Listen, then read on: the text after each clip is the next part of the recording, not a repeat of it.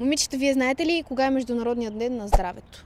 Ами съвсем скоро, на 7 април. Добре, вие какво правите, за да се грижите за здравето и за себе си? Аз, например, ходя на фитнес, храня се здравословно и пия билки.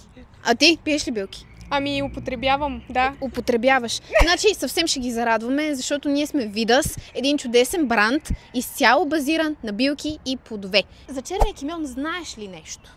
Не съм много запознат с черния кимион. А ти? Ами аз ще кажа не.